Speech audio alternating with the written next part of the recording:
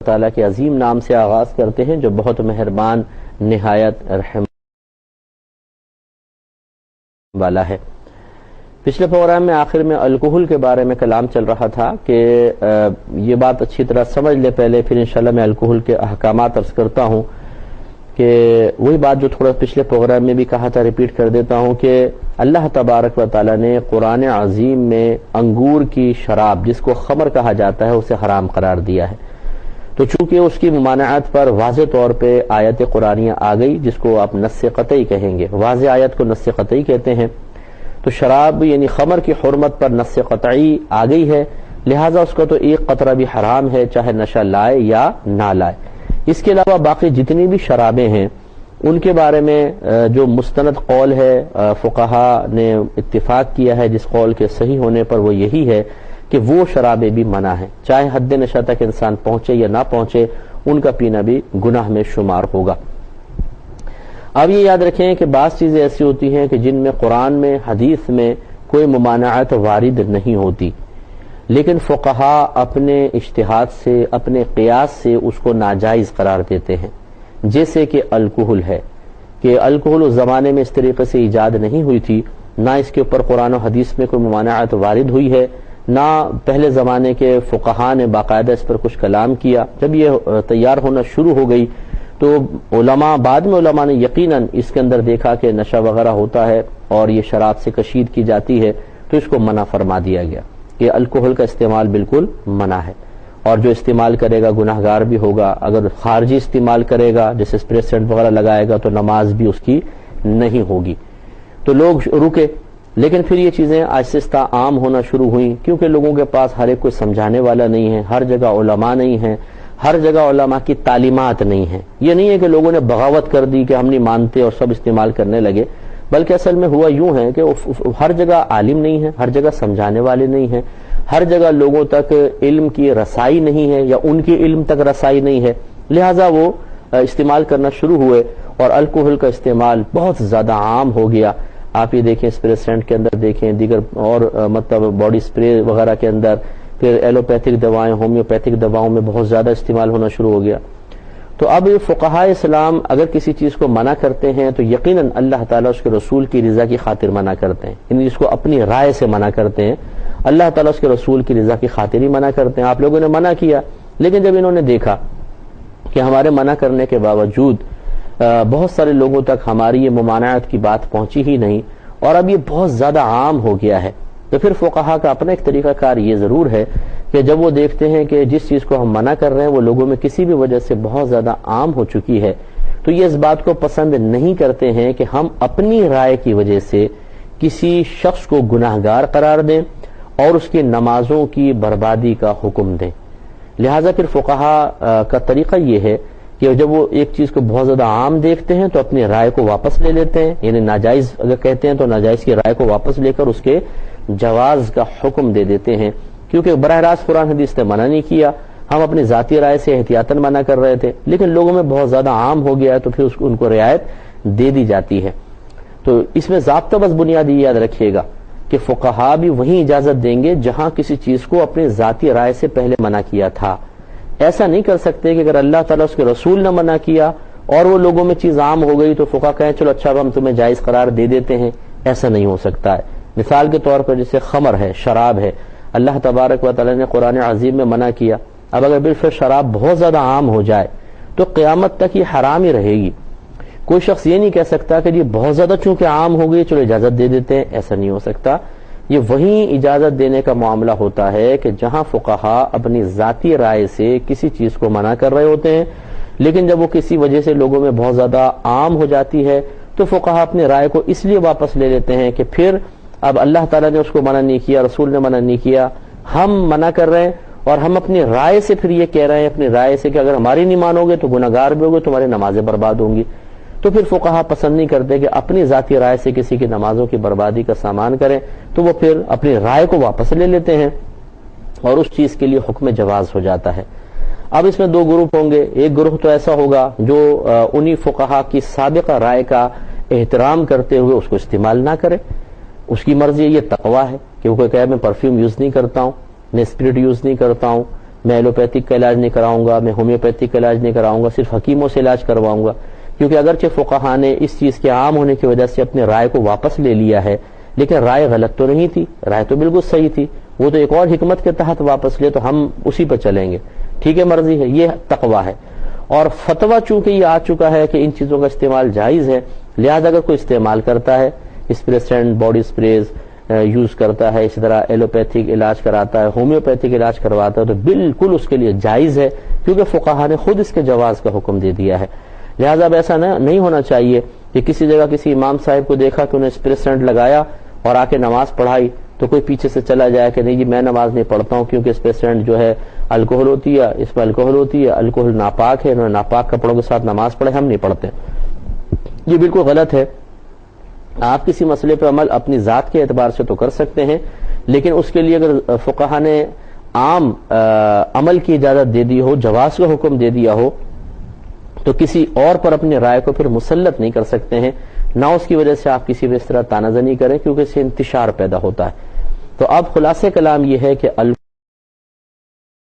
کا استعمال جائز ہے، یعنی مختلف جیسے اسپریسنٹس وغیرہ کی صورت میں، یا ایلوپیتھک علاج، ہومیوپیتھک علاج کے شکل میں۔ ہاں یوں نہیں ہو سکتا کہ جیسے کوئی الکوہل لکوڈ ہے اور اس کو پیے خالی نشے کے حاصل کرنے کے لیے، یہ وہی صورت رہے گی کہ اس کو ابھی بھی ناجائز اور حرام کہیں گے، کیونکہ یہ کوئی ضرورت نہیں ہے، یہ کوئی اس میں یہ عام نہیں ہوا ہے، جس کو عموم بلوا کہتے ہیں کہ ایک چیز بہت زیادہ عام ہو جائے تو کہتے ہیں اس میں عموم بلوا ہو گیا، تو یہ عموم بلوا اس میں نہیں ہے، لہذا اس کو ناجائز قرار دیا جائے گا۔ باقی جو چیزیں ہم نے آپ کی خدمت میں عرض کی ہیں وہ آپ اس میں اسپریسینٹ کا یعنی الکوہل کا استعمال جائز ہے، اس کو آپ کر سکتے ہیں۔ ایک آخری بات اس میں عرض کر کے پھر انشاءاللہ ہم آگے چلیں گے کہ دیکھیں پچھلی امتوں میں شراب بعض امتوں میں حلال رہی ہے، جائز رہی ہے، شروع اسلام میں بھی شراب کے پینے کا جواز تھا، بعد میں اللہ تبارک و تعالی نے اس کو حرام قرار دیا ہے۔ تو یہ ہوتا رہا ہے کہ بعض شریعتوں میں شراب حرام ہے، بعض میں حلال ہے، لیکن نشہ ہر امت میں حرام رہا ہے۔ حضرت آدم علیہ السلام کے زمانے سے لے کر آج تک اور اب قیامت تک نشہ کسی بھی صورت میں حلال قرار نہیں دیا گیا ہے۔ اس کا مطلب یہ اگر پچھلی کسی امت میں آپ یہ پڑھیں کہ وہاں شراب پینے کی اجازت تھی تو اس کا مطلب ہے کہ اتنی اجازت تھی کہ حد نشہ تک نہ پہنچے، ورنہ نشے کی اجازت کبھی بھی اللہ تبارک و تعالی نے نہیں دی ہے، کیونکہ نشے میں انسان آپے سے باہر ہو جاتا ہے، الٹی سیدھی حرکتیں کرتا ہے، اس میں قتل و غارت بھی ہو جاتے ہیں، اس میں زنا بھی ہو جاتے ہیں، اس میں کسی کی ذلت اور بے عزتی کے معاملات بھی ہو جاتے ہیں۔ تو یہ کیسے ہو سکتا ہے کہ اللہ تعالیٰ اس خراب کام کی اجازت مرحمت فرمائے؟ تو اللہ تعالیٰ نے اگر کسی چیز کو جائز قرار دیا ہے اور اس کی زیادہ مقدار میں بگاڑ ہے تو اس کا مطلب پھر کم مقدار میں اس کو جائز قرار دیا ہے، زیادہ مقدار منع ہی تھی۔ تو حد نشہ تک یعنی نشے تک پہنچ جانا ہر امت میں حرام تھا۔ پچھلی امتوں میں اگر شراب پینا حلال ضرور تھا جب تک کہ وہ حد نشہ تک نہ پہنچے، لیکن ہماری اس امت میں نبی کریم صلی اللہ علیہ وسلم نے اللہ تعالیٰ کے حکم سے واضح فرما دیا کہ چاہے نشہ آئے یا نہ آئے شراب پینا بالکل منع ہے، اور یہ بہت ہی افضل حکم ہے۔ پہلے تمام احکام بھی اللہ تعالیٰ کے ہی ہیں اور بالکل افضل ہیں اپنے اپنے مقام پر، لیکن یہ بہت ہی ہمارے لیے جو اللہ تعالیٰ کا حکم ہے وہ ہر طریقے سے بڑا ہی محتاط، یعنی اس میں احتیاط کے پہلو بہت ہی زیادہ ملحوظ رکھے گئے کہ کسی بھی طریقے سے انسان کوئی ایسی چیز استعمال نہ کرے کہ اس کی عادت پڑ کر بعد میں وہ حد نشہ تک پہنچ جائے۔ تو آپ غور کریں کہ ہمیں اللہ نے ایک بہت بڑی آزمائش سے بچا لیا ہے۔ پچھلی قوموں کے لیے شراب کو حلال قرار دے کر اور نشے کو حرام قرار دے کر ایک بہت بڑی آزمائش رکھی گئی تھی کہ شراب پی لو لیکن نشہ نہ کرنا۔ کتنی بڑی آزمائش ہے، کیونکہ جب آدمی شراب پیے گا تو کیسے اپنے آپ کو نشے سے بچائے، تو ایک امتحان تھا بہت بڑا۔ اور ہمارے لیے جب شراب پینا ہی حرام قرار دے دی بالکل، تو جب پیئیں گے نہ نشہ آئے گا، تو پھر ہمارے لیے آزمائش بہت کم ہے۔ اس میں کرم ہے جو سرکار صلی اللہ علیہ وسلم کے وسیلے سے ہوا ہے، لیکن بہرحال آج کل بہت ساری جگہوں پر شراب پینے کو ایک فیشن سا بنا لیا گیا ہے، اور بعض محافل ایسی ہوتی ہیں کہ جہاں شراب نہ پینے والا جوکر سا محسوس ہوتا ہے کہ بے وقوف لوگ آ گئے کہ یہ شراب تک نہیں پی رہے، اور پیتے بھی وہ لوگ ہیں زیادہ تر کہ جو قوم میں بڑی ایک نمایاں حیثیت رکھتے ہیں، اور جب ان کو منع کیا جاتا ہے تو یہاں اس طرح کے الفاظ بھی سنے گئے، جی یہ میرا اور میرے رب کا معاملہ ہے۔ اچھا جی، اگر آپ کا اور آپ کے رب کا معاملہ ہے تو اس کا مطلب یہ تو نہیں کہ آپ کو منع کرنا ہی چھوڑ دیا جائے۔ تمام لوگوں کے معاملات، ہر شخص کا معاملہ اس کے رب کے ساتھ ہی ہوتا، تو اس کا مطلب کہ نبیوں کو جو اللہ تعالیٰ نے بھیجا وہ کیوں بھیجا تھا؟ کیا وہ دوسروں کے معاملے میں دستدرازی کر رہے تھے؟ بھئی ان کا فرض ہی یہ تھا کہ وہ دوسروں کو برائی سے روکیں گے۔ ہر شخص کا اپنے رب کے ساتھ معاملہ ہوتا ہے، تو یہ سامنے والے کو خاموش کروانے کے لیے ہوتا ہے، یار مجھے منع نہ کرو، یہ میرا اور میرے رب کا معاملہ ہے۔ یہ تو پتہ چلے گا کہ میدان معاشر میں رب کا معاملہ ہے، کہ معاذ اللہ ثم معاذ اللہ ہم اپنے آپ کو اتنا بڑا سمجھتے ہیں، یا ہم نے کوئی ایسا سرٹیفکیٹ اللہ کی بارگاہ سے لے لیا کہ ہم شراب پیتے رہیں اور میدان معاشر میں پہنچیں گے اللہ تعالیٰ فرمائے گا چھوڑ دو، جانے دو، اس کو تو جانے دو۔ کیوں جانے دو؟ اللہ تعالیٰ کے واضح فرمان نشان موجود ہیں، سخت عذابات کی وعیدیں ہیں۔ نبی کریم صلی اللہ علیہ وسلم نے ارشاد فرمایا جو شراب کا ایک گھونٹ پیے، یعنی شراب پیے تو 40 دن تک اس کی کوئی عبادت قبول نہیں ہوتی۔ اب اگر وہ توبہ کر لے تو اللہ تعالیٰ توبہ قبول فرمائے گا، پھر شراب پی لے پھر 40 دن کے لیے اس کی توبہ، اس کی عبادات کوئی قبول نہیں ہوتی ہیں، پھر اگر وہ عبادت قبول نہیں ہوتی، پھر اگر توبہ کر لے پھر اللہ تعالیٰ قبول فرماتا ہے، پھر اگر وہ شراب پی لے تو پھر 40 دن کے لیے اس کی عبادات ساری غیر مقبول ہو جاتی ہیں، پھر اگر وہ توبہ کر لے قبول کرے گا، اس کے بعد اگر شراب پی لے پھر توبہ کرے، سرکار فرماتے پھر اللہ تعالیٰ اس کی توبہ بھی قبول نہیں کرے گا۔ یعنی کہنے کا مطلب یہ ہے کہ دیکھیں یہ تو ہے حدیث میں کہ جب تک سورج مغرب سے طلوع نہیں ہوگا اللہ تعالیٰ توبہ قبول فرماتا رہے گا، جب تک انسان موت کی غشی میں نہیں آ جاتا اللہ تعالیٰ توبہ قبول فرماتا ہے۔ تو ان دونوں حدیثوں میں کوئی ٹکراؤ نہیں ہے۔ سمجھانے کا مقصد یہ ہے کہ 3-4 بار جب شرابی توبہ کر لے، اس کے باوجود شراب پیتا ہے تو بسا اوقات اس کے بعد پھر توبہ کی توفیق بھی نہیں ملتی ہے، یہ اشارہ کرنا مقصود ہے۔ تو اس لیے جتنے بھی شراب پینے والے ہیں، چاہے وہ شوقیہ پیتے ہوں، چاہے دکھاوے کے لیے پیتے ہوں، چاہے وہ نشے کے طور پہ پیتے ہوں، اس کی چسکیاں شاید یہاں مزیدار ہوں، اس کے بعد طبیعت پر طاری ہونے والا کیف و سرور چاہے کتنا ہی مزہ دیتا ہو، لیکن شدید ترین عذاب ہے، اتنا سخت عذاب ہے کہ جب انسان مرے گا قبر پہ، اس قبر میں اس پہ سانپ اور بچھو مسلط کر دیے جائیں گے جو اس کو ڈسیں گے۔ اور شرابیوں کے لیے اللہ تعالیٰ کا فرمان ہے کہ انہیں جہنم میں جہنمیوں کے زخموں کا خون اور پیپ پلایا جائے گا۔ تو بڑے اسٹائل سے پکڑتے ہیں پیگ وغیرہ اور بڑے اسٹائل سے پی رہے ہوتے ہیں شرابیں، اور بڑے اپنے آپ کو قابل فخر محسوس کر رہا ہوتا ہے انسان کہ میں کتنے اسٹائل سے شراب پی رہا ہوں جی ہاتھ میں۔ تو یہ سارا اسٹائل جہنم میں جا کے نکلے گا کہ وہاں اسٹائل کچھ اور ہی ہوں گے، وہاں پہ پھر خون اور پیپ پینا پڑے گا، اور وہاں پہ کس قدر کراہت ہوگی آپ اندازہ کریں، اور کس قدر ندامت اور شرمندگی ہوگی انسان کو۔ تو اس لیے یہ دنیا کے پیچھے چلنا اور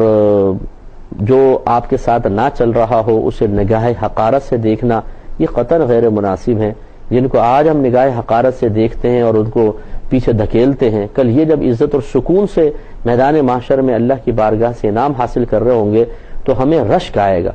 ہم کہیں گے کاش ہم دنیا کے ہر آسائش سے دور ہو کے اس طرح کا انعام حاصل کر لیتے، لیکن پھر پچھتانا کیا نافع ہوگا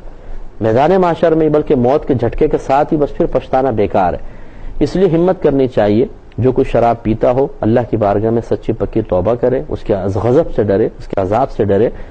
اور لوگوں کی مروت کی پرواہ نہ کرے، کون آپ کو کیا کہتا ہے اس کو چھوڑ دیجئے۔ ہزاروں لوگ ایسے ہم دیکھتے ہیں دنیا میں باعزت بھی ہیں، دنیا دار لوگ ہیں، باعزت ہیں، بڑے بڑے مقام پہ فائز ہیں، ڈرنک نہیں کرتے ہیں۔ تو یہ نہیں ہے کہ یہ آپ کا احساس کمتری ہے، اصل میں یہ آپ کا احساس کمتری ہے، اور آپ سمجھتے ہیں شاید اپنے اس احساس کمتری کو چھپانے کے لیے ہاتھ میں شراب پکڑ لیتے ہیں کہ شاید اس سے میں تھوڑا بڑا سا نظر آنے لگ جاؤں گا، اور وہ جو ایک مطلب اپنے آپ کو ہم پست سا سمجھ رہے ہوتے ہیں، دوسروں سے پیچھے سمجھ رہے ہوتے ہیں، اس احساس کو ختم کرنے کے لیے بعض اوقات ہم گلاس پکڑتے ہیں، لیکن اس کا کوئی فائدہ نہیں ہے۔ اگر لوگوں کی نگاہوں میں کوئی مقام بنا بھی لیا، اس سے ویسے تو کوئی مقام بنے گا بھی نہیں۔ اگر آپ ایک ایسی محفل میں سب پی رہے ہیں تو کیا آپ کو پینے کے کہیں گے ارے واہ آپ تو شراب پی رہے ہیں، واہ بھائی واہ واہ واہ واہ، ایسے تو کوئی بھی نہیں کہے گا، کوئی آپ کو نہیں سراہے گا، کچھ نہیں۔ بس وہ جو آپ ان کی محفل کا حصہ بننے کے لیے ایک کوشش کر رہے ہیں، یا اگر اس کو شراب کو استعمال نہ کریں تو آپ کو ایک احساس کمتری سا ان کے درمیان محسوس ہو رہا ہے، اس احساس کو ختم کرنے کے لیے جو آپ کر رہے ہیں اس کا کیا فائدہ ہے؟ کوئی فائدہ نہیں۔ اس سے بہتر یہ ہے کہ انسان اس احساس کو ختم کرنے کے لیے اپنے اندر کوئی ایسا وصف پیدا کرے کہ اس وصف سے اس کو عزت حاصل ہو، اور وصف بھی جائز ہو، عزت حاصل ہو، تو لوگ اس کے اس وصف کو دیکھیں اور کسی چیز سے اس کی شخصیت کا اندازہ ہی نہ کریں، تو انشاءاللہ پھر بالکل آپ جائز طریقے سے اپنے تمام جو باطن کے اندر احساس کمتری ان کو ختم کرنے میں کامیاب ہو جائیں گے۔ تو خلاصہ کلام یہ ہے کہ بہرحال دنیا تو گزر ہی جانی ہے۔ جو شراب پی رہے ہیں وہ اپنی عمر کا ایک بہت بڑا حصہ گزار چکے ہیں، انہیں تھوڑا سا غور کرنا چاہیے کہ کتنا لمبا عرصہ گزر چکا ہے، 10 سال، 20 سال، 30 سال، 40 سال، اور کتنا عرصہ باقی ہے، تھوڑی سی مدت باقی ہے۔ اس میں بھی اگر شراب کے اندر منہ ڈال کر رکھیں گے تو کیا ہوگا، پھر آخرت میں انجام کیا ہوگا؟ وہ وقت بھی فوراً گزر جائے گا جو تھوڑا بہت زندگی کے اندر وقت بچا ہے۔ تو کم از کم توبہ کر کے اللہ تعالیٰ سے دوستی کر لیں، اللہ کی طرف رجوع کریں، اور شراب کی بوتل توڑ دیں، گلاس توڑ دیں، پھینک دیں اس کو۔ اور جو باقاعدہ شراب کے جوئے اڈے چلا رہے ہیں ان کو خود شرم کرنی چاہیے کہ آپ کیا کر رہے ہیں کہ لوگوں کو شرابیں بنا بنا کے تیار کر کے دے رہے ہیں۔ اس میں بعض اوقات دیکھیں زہریلی قسم کی شراب بھی بن جاتی ہے اور پی کے کتنے لوگ مر جاتے ہیں۔ شراب پی کے موت، کتنی خطرناک موت ہے، آپ اندازہ کریں، شراب پی کے موت آ گئی، یعنی توبہ کی توفیق بھی نہیں ملی، پیٹ میں ناپاک مشروب لے کر انسان قبر کے اندر چلا گیا،